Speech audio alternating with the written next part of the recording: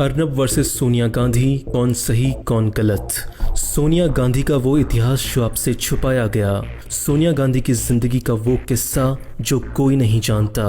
कैसे एक इटालियन लड़की देखते ही देखते भारत देश पर राज करने लगी। क्या आपको बताएं, साल 1998 में स्वामी असीमानंद ने घर वापसी में 40,000 क्रिश्चियंस को दोबारा हिंदू बनाया था गुजरात के डंग एरिया में, जिससे सोनिया गांधी जो कि एक क्रिश्चियन हैं उन्हें बहुत गुस्सा आया और उन्होंने वेटिकन से क्रिश्चियन धर्मगुरुओं को बुलाया था। इसके बाद साल 2007 में स्वामी असीमानंद जी को कांग्रेस सरकार ने समझौता एक्सप्रेस ब्लास्ट में फर्जी तौर पर दोषी बनाकर जेल भिजवा दिया, जिन्हें फिर साल 2019 में कोर्ट ने बाइज्जत बरी किया था। ऐसी ही और भी रहस्यमयी बातें हैं जो आपसे आज तक छुपाई गई हैं। आज के इस वीडियो में होगा सबका पर्दाफाश, इसलिए दोस्तों वीडियो को लास्ट तक देखिए और इस वीडियो को ज्यादा से ज्यादा लोगों तक शेयर करें। सोनिया गांधी का जन्म इटली के एक छोटे से गांव लुसियान में 9 दिसंबर 1946 को हुआ था। शादी से पहले उनका असली नाम एंटोनियो मोइनो था। उनके पिता का नाम स्टेफनो मोइनो था, जिनका एक कंस्ट्रक्शन का बिजनेस था, और वो बेटिना मुसली जो कि एक इटली का तानाशाह था उसकी सेना में काम करते थे। सोनिया गांधी रोमन कैथोलिक परिवार में पली बड़ी थी। सोनिया गांधी ने अपनी शुरुआती शिक्षा एक कैथोलिक स्कूल में की थी। इसके बाद ऐसा माना जाता है कि साल 1964 में वो कैम्ब्रिज विश्वविद्यालय में एजुकेशन ट्रस्ट के भाषा विद्यालय में इंग्लिश सीखने के लिए गई थी। लेकिन सुब्रमण्यम स्वामी ने आरोप लगाया कि सोनिया गांधी कभी कैम्ब्रिज विश्वविद्यालय गई ही नहीं थी। उन्होंने बताया कि वो एक बार कैम्ब्रिज विश्वविद्यालय में लेक्चर देने के लिए गए हुए थे, तो उन्होंने वहाँ के कॉलेज के अधिकारियों से पूछा कि सोनिया गांधी कॉलेज के दिनों में कैसी स्टूडेंट थी। तो अधिकारियों ने बताया कि सोनिया गांधी नाम की कोई लड़की यहाँ पढ़ी ही नहीं थी। तो स्वामी जी ने सोनिया का दूसरा नाम बता के पूछा, लेकिन इसके नाम से भी कोई नहीं पढ़ता था। और स्वामी जी इस तथ्य को यूनिवर्सिटी से लिखवा कर लाए थे कि सोनिया गांधी या एंटोनियो मोइनो नाम की कोई भी लड़की यहाँ कभी नहीं पढ़ी थी। खैर, सोनिया गांधी एक वेट्रेस थी जो एक रेस्टोरेंट में काम करती थी।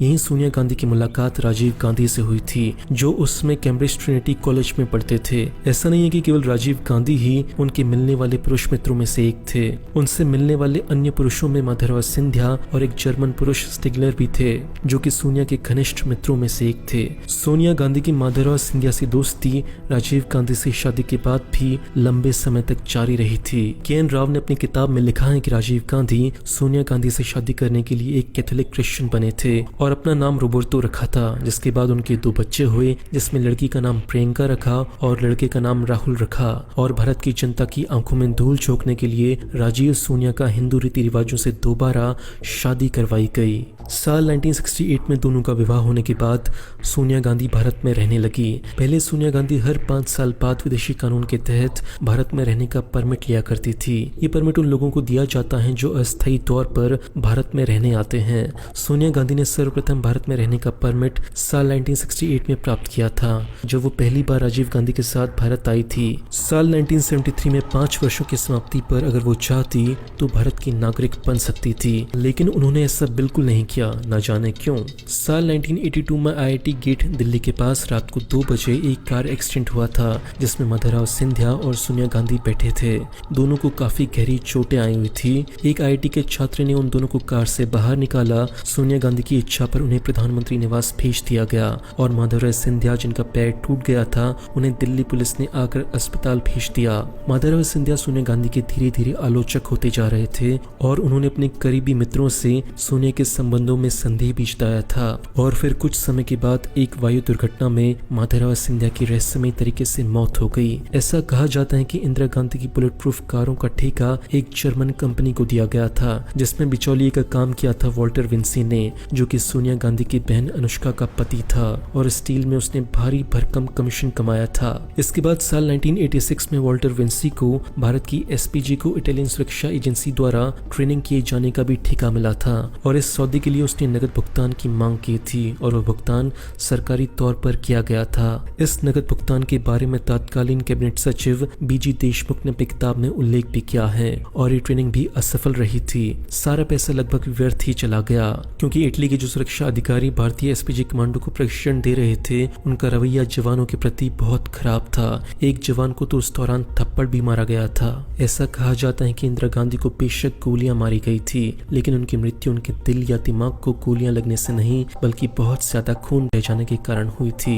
जब इंदिरा गांधी को गोली लग चुकी थी, तब सोनिया गांधी ने अजीब व्यवहार करते हुए बजाय उनको एम्स ले जाने के, उसके विपरीत दिशा में डॉक्टर राम मनोहर लोहिया हॉस्पिटल में ले जाने का काम किया था, और बाद में अपना मन बदलते हुए फिर से फैसला बदला और इंदिरा जी को एम्स में ले जाया गया। इस बीच करीब 24 मिनट बर्बाद हो गए, और ऐसा सोनिया गांधी ने क्यों किया ये कोई नहीं जानता। स्विट्जरलैंड की प्रसिद्ध पत्रिका स्केवेटर के नवंबर 1991 के अंक में छपी खबर के अनुसार राजीव गांधी के स्विस बैंक में लगभग $2 बिलियन रुपए खाते में मौजूद थे, और एक खाता राजीव गांधी के मरने पर सोनिया गांधी को प्राप्त हो गया था। मैगजीन में ये भी दर्शाया गया था कि रशिया की खुफिया एजेंसी केजीबी ने सोनिया गांधी, जो कि भारतीय राजनेता से विवाहित हैं, उसे इतनी मोटी रकम क्यों दी। वहीं retired Indian police service officer Malay Krishnadhar के द्वारा लिखित किताब ओपन सीक्रेट में एक खुलासा भी किया गया है। मलय ने 29 वर्षों तक इंटेलिजेंस ब्यूरो में सेवाएं दी। उन्होंने कहा कि मेरी मेहनत भरी रिसर्च रंग लाई। उन 4 मंत्रियों यानी इंदिरा सरकार के कैबिनेट मंत्री और 2 दर्जन सांसद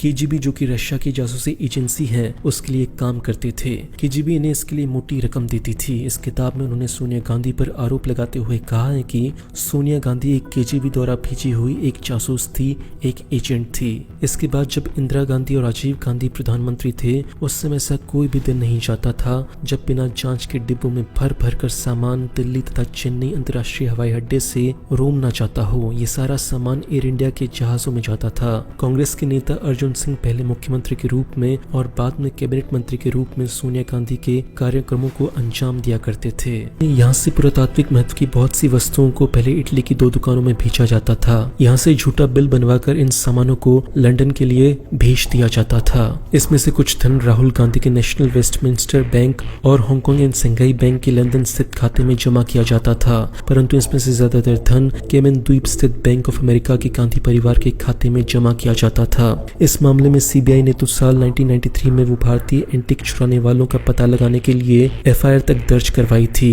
लेकिन उस समय केंद्र में कांग्रेस की सरकार थी। इसके बाद साल 2004 के लोकसभा चुनाव में सोनिया गांधी के नेतृत्व में कांग्रेस और उनके सहयोगियों ने मिलकर 204 सीटें जीती। इसके बाद सुब्रमण्यम स्वामी बताते हैं कि 14 मई 2004 को अखबारों में उन्होंने देखा कि सोनिया गांधी दावा कर रही थी कि वो सरकार बनाएंगी। उस समय वो मद्रास में थी। तब उन्होंने तत्कालीन राष्ट्रपति कलाम को चिट्ठी लिखी और उनको बताया कि हमारे देश के कानून के अनुसार वो पीएम नहीं बन सकती, क्योंकि सोनिया की नागरिकता पर कई अंकुश लगे हुए हैं। उन्होंने अभी तक इटली की नागरिकता नहीं छोड़ी है। 17 मई 2004 के दोपहर को 4:30 बजे राष्ट्रपति से खुद जाकर मिले। उन्होंने कहा कि सोनिया गांधी को प्रधानमंत्री नियुक्त नहीं किया जा सकता, ये कानूनों के खिलाफ है। इसके बाद 1 नवंबर 2012 को सुब्रमण्यम स्वामी ने दिल्ली की एक अदालत में एक निजी शिकायत दायर की कि सोनिया गांधी और उनके बेटे राहुल गांधी ने एसोसिएट जनरल लिमिटेड की सार्वजनिक रूप से अपनी निजी कंपनी यंग इंडियन के माध्यम से अधिग्रहण करीब 16 अरब रुपए की धोखाधड़ी की। कैश की कई तारीख बढ़ने के बाद 7 दिसंबर 2015 को राहुल गांधी और सोनिया गांधी को 9 तारीख को कोर्ट में पेश किया गया, लेकिन वो पेश नहीं हुए। इसके बाद इनकम टैक्स विभाग ने नेशनल हेराल्ड के मामले में दोनों नेताओं को तकरीबन 100 करोड़ रुपए का दंड लगाया।